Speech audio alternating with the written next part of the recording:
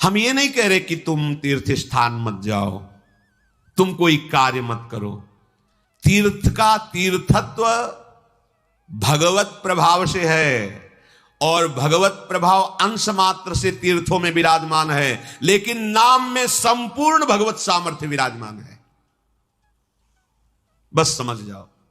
अगर तुम्हारी जिह्वा पे राधा राधा राधा कृष्ण कृष्ण कृष्ण चल रहा है, तो आप तीर्थों को भी पावन करने की सामर्थ्य वाले नाम का उच्चारण कर रहे हैं। आपके चरण जहां पड़ेंगे वही तीर्थ हो जाएगा। तीर्थी कुर्वन्ति तीर्थानि।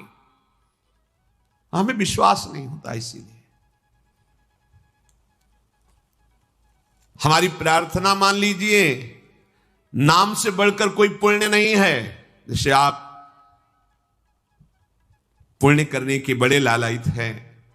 देखो, अपने यहां जो भगवत प्राप्ति का पुण्य का भाव है, उसका यह है कि भगवान ने हमें 10 रोटी दी है, हमारा काम 5 रोटी से चल जाएगा, तो हम 5 रोटी दूसरों की सेवा में लगा देते हैं। ये भाव है।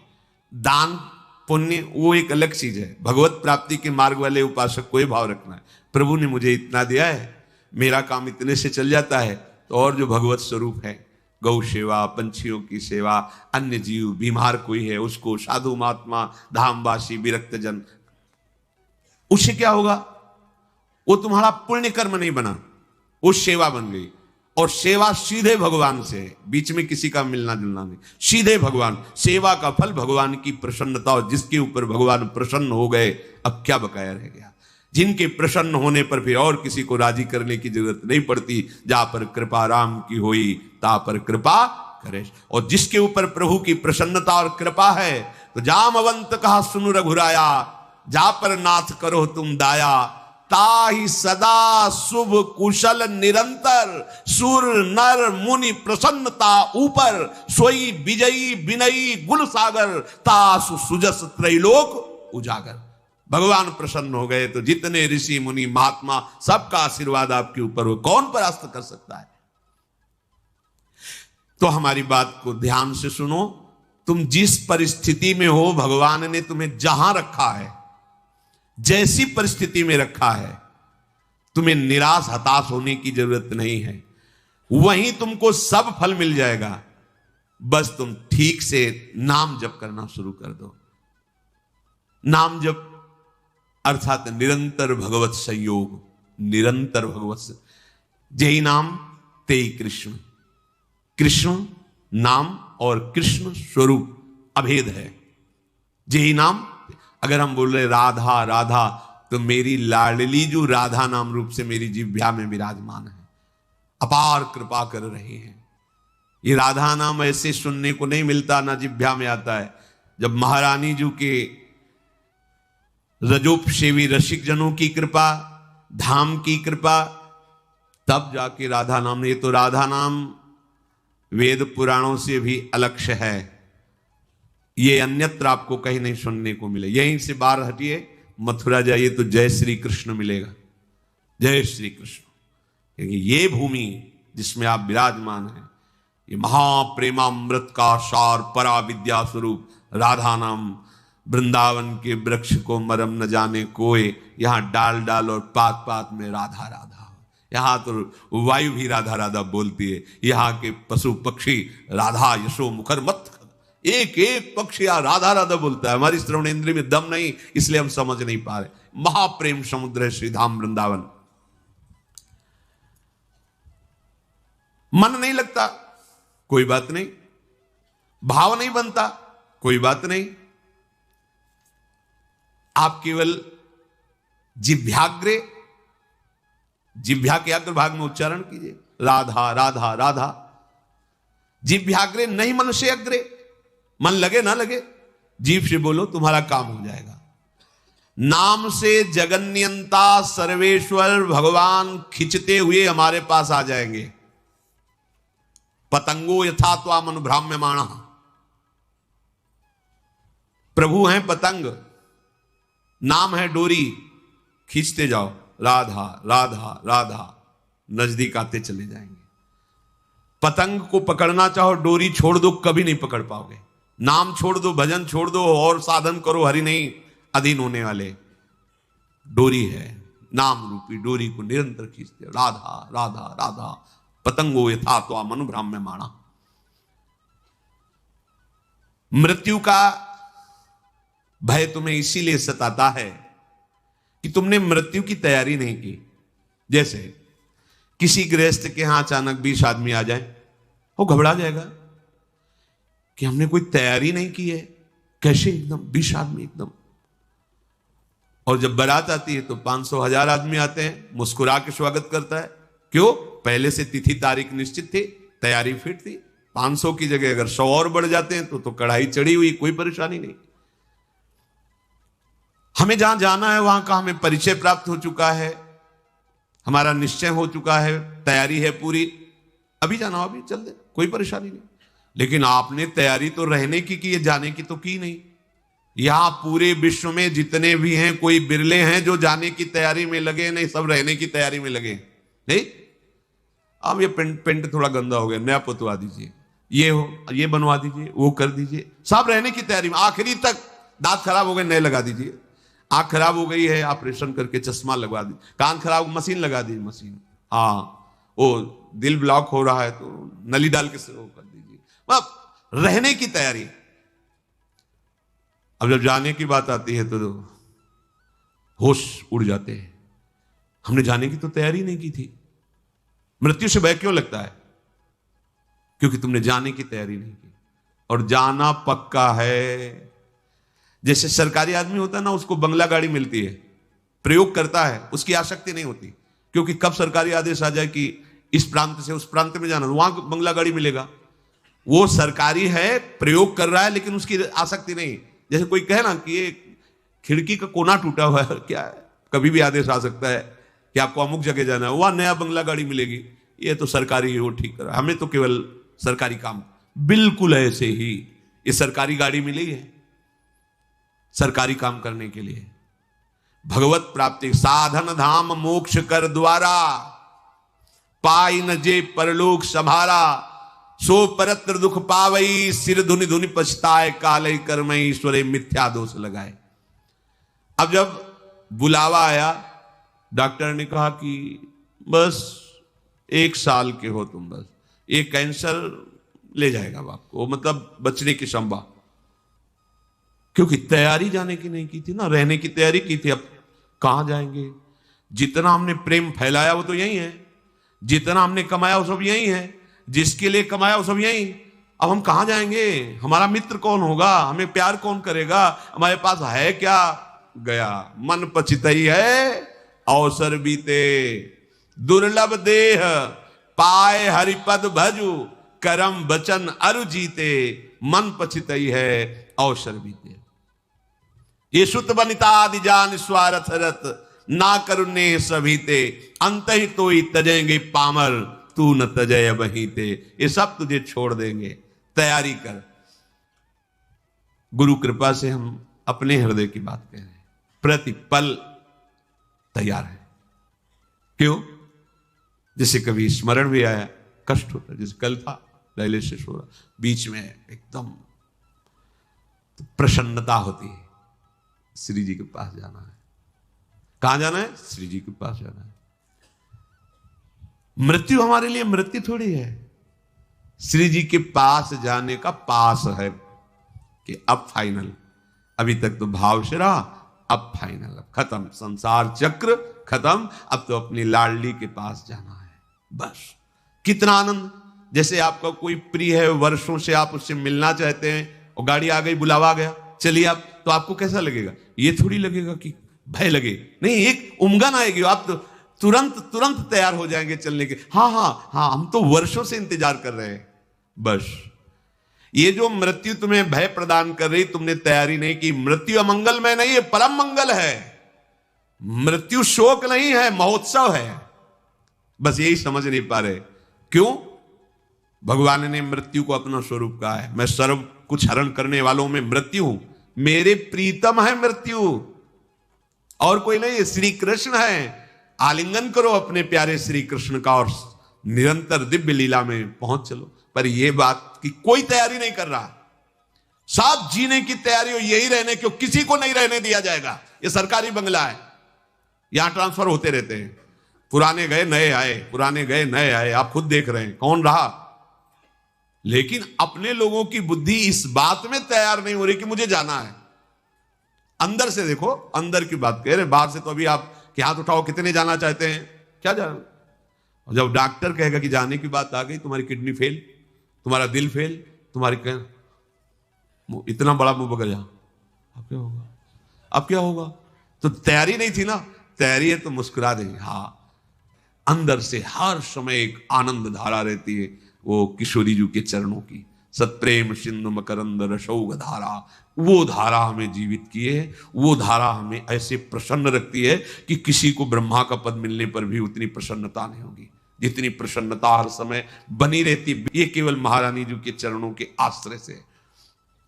पूज्य बाबा कह रहे हैं कि आप कल्पना नहीं कर सकते कि आप कितना सुखी हो जाएंगे। वही बात देखो, बात तभी समझ में आती है जब स्थिति परिस्थिति में वो बात रहे। आप स्वस्थ हैं, सब अनुकूलता है, और फिर आप कह रहे हैं प्रभु की बड़ी कृपा है, ठीक है।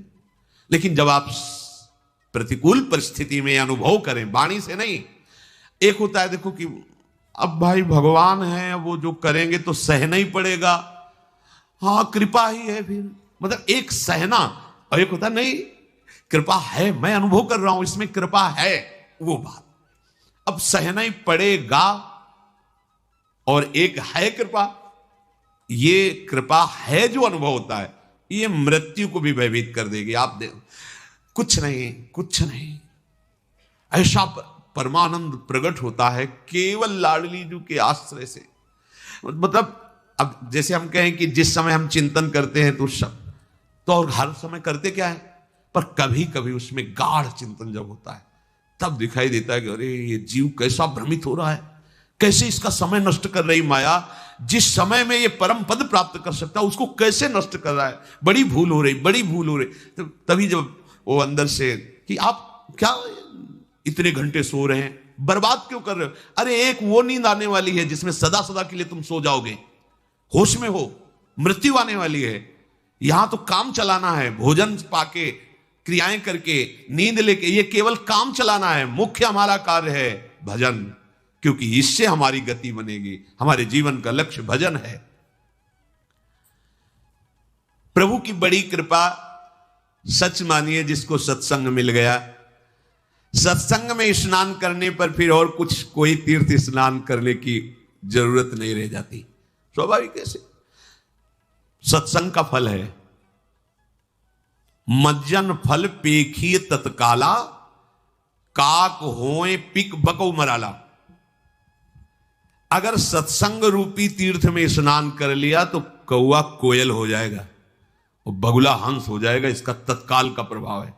एक सत्संग का शब्द आपके जीवन को बदल देगा। सत्संग के समान कोई बड़ा तीर्थ नहीं है। अगर इसमें जो रोज अवगाहन करते हैं पर आचरण में उतार ले, कुसंग ना होने पावे, तो सत्संग तुम्हें महात्मा बना देगा। पैंट शर्ट में तुम महात्मा होगे, गृहस्थी में रहते हुए तुम महात्मा होगे। महात्मा कोई बाहरी वेश ही नहीं है, महात्मा एक स्थिति है, महात्मा की एक स्थिति होती है। यह बात बिल्कुल याद रखना, कभी निराश मत होना। तुम्हें कभी यह सोचना नहीं पड़ेगा कि मेरा क्या होगा। यदि एक क्षण भी तुम बर्बाद नहीं करोगे तो बर्बाद व्यर्थ करना। तो यहां अगर भगवत भजन नहीं हो रहा तो सब व्यर्थ जा रहा है। आप देखो यहां सत्य कुछ नहीं, मान लीजिए कुछ सत्य नहीं, दिखाई सब कुछ दे रहा है, कुछ नहीं। ये जादू है, माया का जादू। वो अभी नेत्र सही नहीं, इसलिए आपको ये बात मजाक सी लगेगी। यहां दिखाई सब कुछ दे रहा है, लेकिन जो है वो नहीं दिखाई दे रहा, जो नहीं है वो दिखाई दे रहा है। इसी का नाम माया है।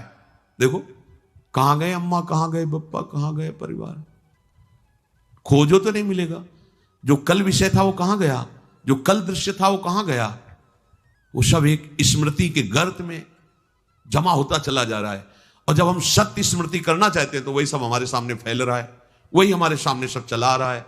असत्य की इतनी जोर की सत्ता की स्मृति बैठ गई कि कुछ नहीं, आंख मूंदो तो पुरानी सब स्मृतियों का रजिस्टर भरा है। इन्हीं को डिलीट करना भगवत प्राप्ति कहते हैं। पूरा स्मरण संसार का खत्म, भगवत स्मरण से भर गया हृदय, उसी को कहते जीवन मुक्त महापुरुष। तो मेरी बात मान लो, एक क्षण भी भजन से बिलग न जाने पावे। सेवक जी महाराज भी कह रहे हैं कि कबहू काल वृथा नहीं जाए, एक क्षण भी तुम्हारा व्यर्थ नहीं जाना चाहिए। व्यर्थ क्या है? अगर भजन छूटा, नाम छूटा, भगवत आश्रय स्मृति, वो व्यर्थ जीवन है, चाहे जितना आप कमा लो, कुछ नहीं। ये ऐसी बाढ़ सी आती है, वो घटती देखे जाते हैं। किसी व्यक्ति को हमने देखा था एक बार, वो पूरा परिकर आए थे, सोने की कटोरी, चांदी की कटोरी, चांदी की थाल, किसी में अनार के दाने, किसी में पपीता के हुए, ढेर सारी चौकी में बाल भोग के समय। तो पूछा कि उन्हीं के निज जनों से, तो उन्होंने बताया अमुक अमुक अमुक ऐसा ऐसा।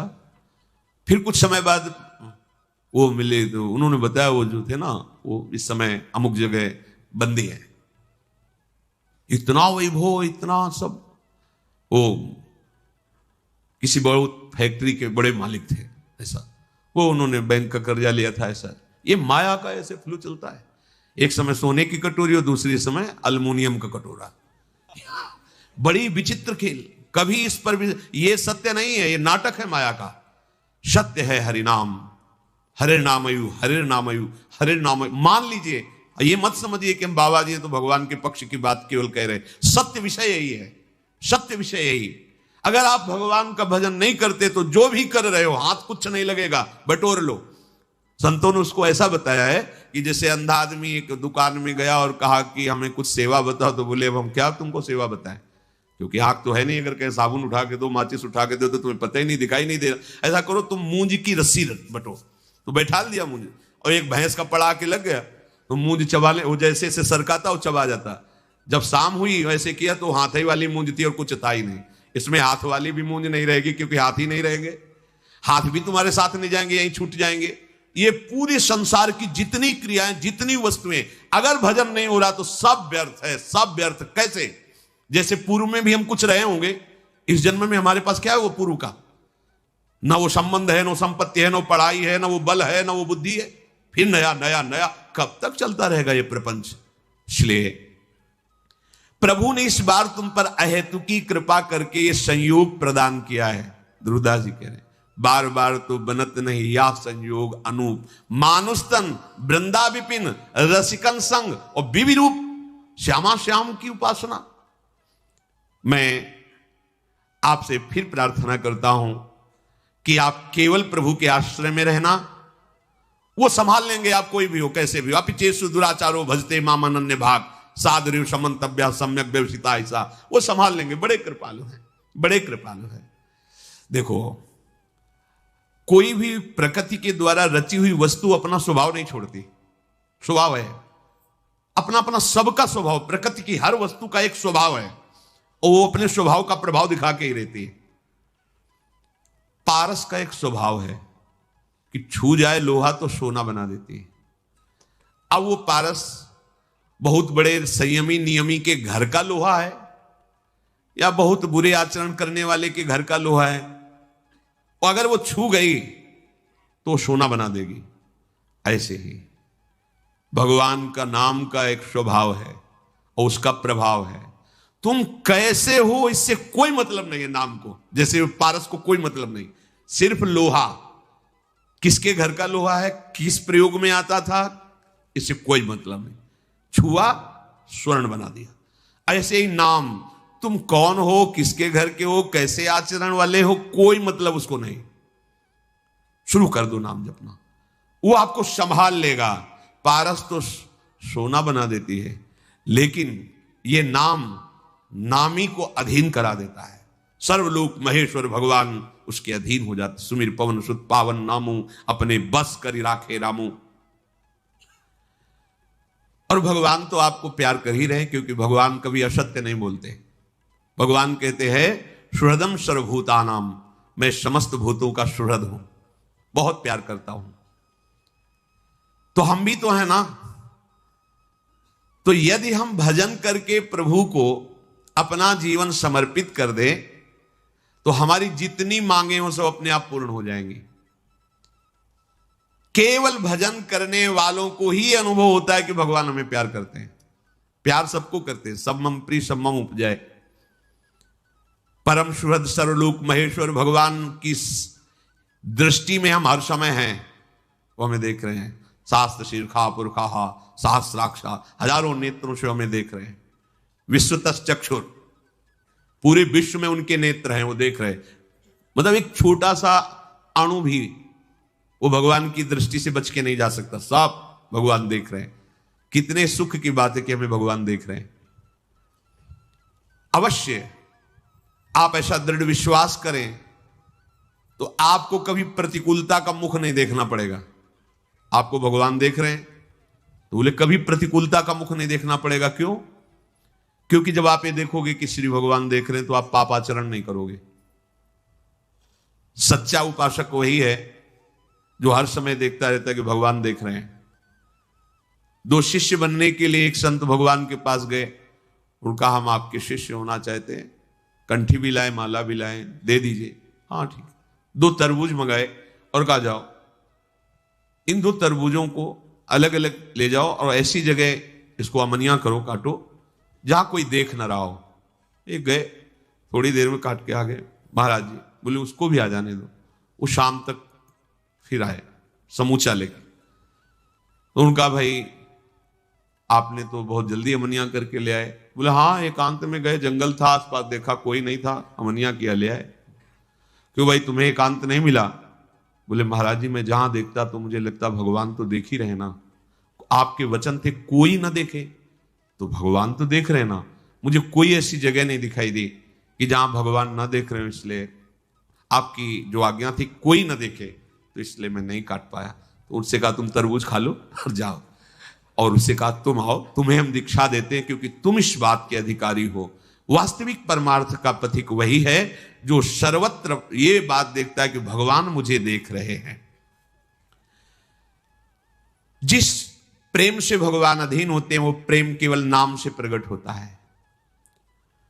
उस प्रेम का परिवसान कहीं और ना होने पावे, ये सूक्ष्म बात है। जब आप भजन करोगे तो आपके हृदय में एक आनंद उमगन होती है, और अगर उसको संभाल नहीं पाए तो वही काम में नाना प्रकार के भोगों में वो फिसल जाएगी। इसीलिए साधु संग रूपी बाढ़ अत्यंत आवश्यक है। जब साधन की उमगन में हृदय द्रवित होने लगे भजन के प्रभाव से, तो बाहर से आपका स्वभाव कड़ुआ हो जाना चाहिए, उदासीन हो जाना चाहिए, गंभीर शांत। दूसरे को लगे कि हर समय जलता रहता है क्या, कैसे देखता है, ऐसा लगना चाहिए। गंभीर शांत, कोई बात जी, हिम्मत न पड़े किसी की आपसे परिचय बनाने की, ऐसा स्वभाव बनाना चाहिए। ये हम एकांतिक बात अंदर की कहते हैं। जब आपका भजन बढ़ने लगे, आपके हृदय में अनुभव होने लगे कि विकार शांत हो रहे हैं, आनंद का अनुभव, भजन निरंतर चलने का प्रवाह आने लगा है, कुछ दिव्यता आने लगी, उतने ही आपको बाहर से उदासीन हो जाना चाहिए। बिल्कुल व्यवहार में ऐसा साबित नहीं करना चाहिए कि आप बहुत सरल आदमी हैं, आप बहुत ऐसे, बिल्कुल नहीं। ऐसा लगना चाहिए रुक्ष आदमी है क्या, इसमें प्रियता तो झलक ही नहीं रही, ऐसा। और बात करने के लिए एक बार सोचना पड़े किसी को कि इससे बात करना है यार, इससे बात न करना ही अच्छा है, ऐसा लगे कोई। अपने लोग क्या होते हैं, जहां आनंद की उमगन आई तो हम फैल जाते हैं, व्यवहार बनाने लगते हैं।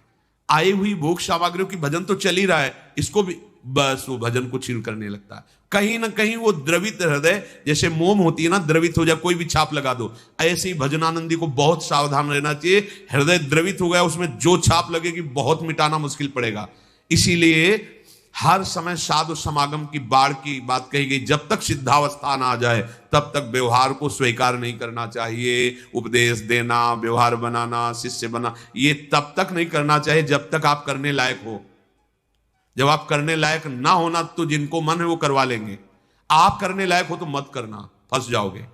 ये छोटा मोटा फंसाव नहीं है, ये तो केवल हरि ही निर्वाह कर सकते हैं। ये जो व्यवहार है, हाँ, ये अजगर है, अजगर। ये लील जाएगा, चिन्ह भी नहीं रखेगा, चिन्ह भी पक्का समझ, बात समझ में कम आएगी। ये व्यवहार, ये अजगर है, एक सांस में लील जाएगा, ना पता चलेगा तुम्हारा ना तुम्हारी भक्ति का। इसे भगवान का स्वरूप मान करके जब तक अनुभव ना हो जाए तब तक वाणी नहीं खोलनी चाहिए।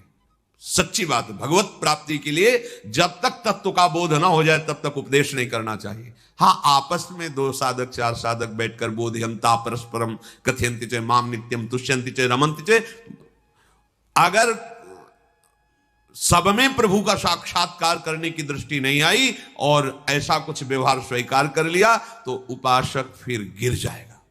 एक बार भाई जी महाराज से किसी पहुंचे हुए जो समाज प्रिय थे वो गए हुए थे, तो भाई जी से, महापुरुष दर्पण होते हैं, दर्पण जैसे हम सामने शीशा के जाएं तो हमें अपना रूप दिखाई देगा, ऐसे ही जब हम बड़े महापुरुषों के सामने जाते हैं तो अपनी स्थिति नजर आती है कि यार क्या हमारा जीवन है, अपने आप आएगा नजर, महापुरुषों का प्रभाव होता है। तो उन्होंने भाई जी से कहा कि ऐसा ऐसा हजारों लोग, ऐसा अब हमको तो ऐसा अमुक अमुक स्थानों में जाना होता है, ऐसा करना होता है। तो भाई जी ने कहा कि आप अपने हृदय की बात देखिए, क्या आप ऐसी स्थिति को प्राप्त हैं? तो रो पड़े। क्या आप काम पर विजय प्राप्त किए हुए हैं? क्या आपके ऊपर किसी तरह की मान प्रतिष्ठा का प्रभाव नहीं पड़ता है? रो पड़े कि भाई जी ऐसा तो नहीं। तो बोले हमारी प्रार्थना है आपसे हाथ जोड़कर कि ये मीठी छुरी से अपना गला मत काटिए, ये जो पैर छुआना है, जो प्रशंसा है, ये जय हो जो है ना, ये जहर है, जहर साधक की साधना को चौपट कर देता है। इसलिए जब तक भगवत साक्षात्कार ना हो जाए तब तक इस व्यवहार की तरफ कदम नहीं बढ़ाना चाहिए। जब स्वयं संशय रहित हो गया, कामना रहित हो गया, अब भुना हुआ चना है, भुना हुआ अन्न है, अब इस पर कितनी भी खाद पानी लगाओ अंकुरण नहीं होगा, तो नहीं स्वात्मारामम विषय मृग तृष्णाम भ्रमयति। इसलिए उपासक को नाम जप से प्रेम और उस प्रेम का पर्यावसान केवल आराध्य देव में, जब तक आराध्य देव में आपका प्रेम समर्पित ना हो जाए, सबकी ममता ताग बटोरी, मम पद मनहि बांध बर डोरी, तब तक बहुत सावधान रहना चाहिए उपासक को। जगत के किसी भी व्यक्ति से, वस्तु से हमारा प्रेम ना होने पावे, यह अध्यात्म है, भगवत मार्ग। बड़ी चतुरता की बात है इसमें। सब जीवन सो प्रीति आदेश है, पर रीत निवाहत आपनी, श्रवण कथन परतीति, यह जो कृपा हरिवंश की।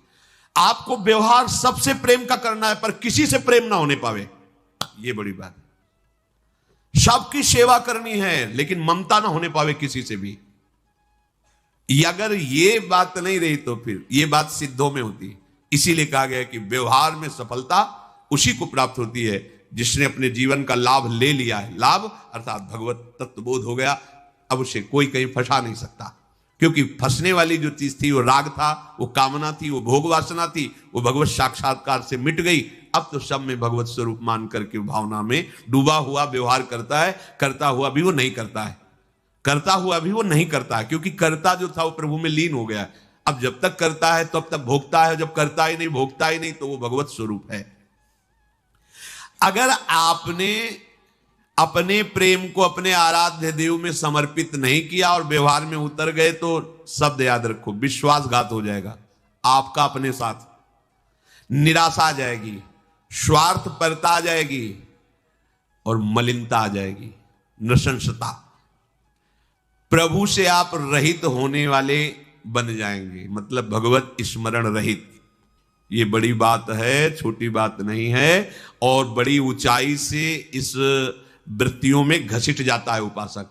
इसलिए जब तक देखो लोमस जी ज्ञान का उपदेश करें, काकभूषण जी कह रहे हैं कि हम तभी बात आपकी सुनेंगे जब पहले भर नेत्र भगवान श्री राम को देख लेंगे, जब उनके चरणारविंद का दर्शन कर लेंगे तब हम आपकी बात सुनेंगे।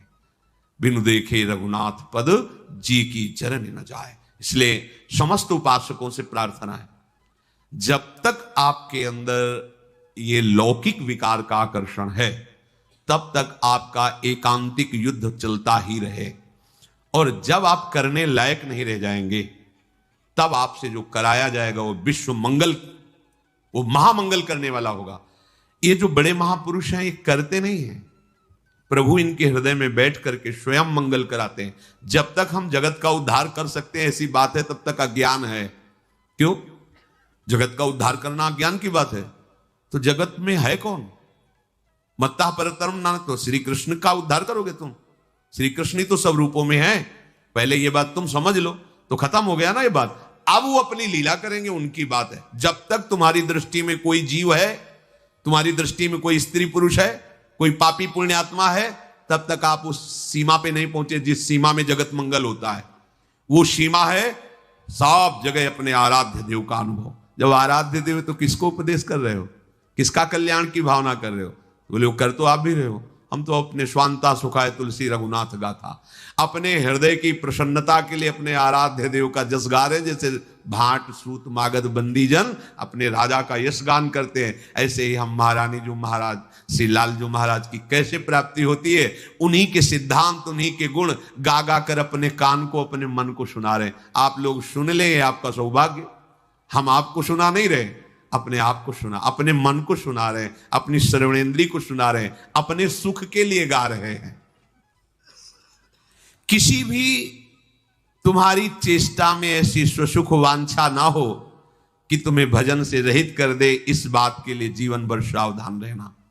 भगवान कह रहे हैं अहम क्रतुरहम यज्ञ स्वधाहमहमौषधम मंत्रोहमहमेवाज्य महमग्निरहम हुतम पिताहमस्य जगतो माता धाता पितामह वेद्यम पवित्रमोंकार ऋक्षाम यजुरेव च गतिर्भरता प्रभु साक्षी निवासः शरणं सुहृत् प्रभवः प्रलयः स्थानम निधानम बीजमव्ययम। हे अर्जुन, मैं क्रतु हूं, मैं यज्ञ हूं, मैं स्वधा हूं, मैं ही औषधि हूं। जितनी औषधियों में रोग निवारण की सामर्थ्य वो भगवान से ही है, और सब औषधियों में जितनी रोग निवारण सामर्थ्य है वो नाम की 16वीं कला के बराबर भी नहीं। यदि नाम जप कर रहे हो तो सब रोगों का नाश करने की सामर्थ्य नाम में धन्वंतरी जी ने ऐसा शोध करके देखा है। क्योंकि औषधि में जो रोग निवारण की सामर्थ्य भगवान से ही है, और भगवान की सारी सामर्थ्य नाम में विराजमान है। मैं ही मंत्र हूं। ये जो गुरु मंत्र मिलता है साक्षात भगवान मिलते हैं मंत्र रूप में। खूब चिंतन करो तो अनुभव में आ जाएगा। मैं ही घृत हूं, मैं ही अग्नि हूं, मैं ही हवन रूपी क्रिया हूं, और जानने योग्य पवित्र ओमकार ये मैं ही हूं। ऋग्वेद, सामवेद, यजुर्वेद ये मैं ही हूं। श्री भगवान कह रहे कि मैं संपूर्ण जगत का पिता हूं, मैं संपूर्ण जगत का धाता हूं, मैं ही संपूर्ण जगत की माता हूं, मैं ही संपूर्ण जगत का पितामह हूं, संपूर्ण जगत की गति मैं हूं, भर्ता मैं हूं, संपूर्ण जगत का प्रभु मैं हूं, संपूर्ण जगत का साक्षी मैं हूं, संपूर्ण जगत का निवास स्थान मैं हूं, संपूर्ण जगत का आश्रय मैं हूं, सबका सुहृद हूं, उत्पत्ति प्रलय स्थान निधान अविनाशी बीज मैं ही हूं। भगवान कह रहे तपाम्यहमहं वर्षम निर्गृहिणाम्युत्सृजामि च अमृतम चैव मृत्युश्च सदसच्चाहम अर्जुनो। हे अर्जुन, संसार के हित के लिए मैं ही सूर्य रूप से प्रकाश करता हूं, मैं ही सूर्य रूप से जल को ग्रहण करता हूं और फिर उस जल को वर्षा देता हूं, मैं ही वर्षा रूप हूं। और क्या कहूं, परम अमृत मैं हूं और मृत्यु भी मैं हूं।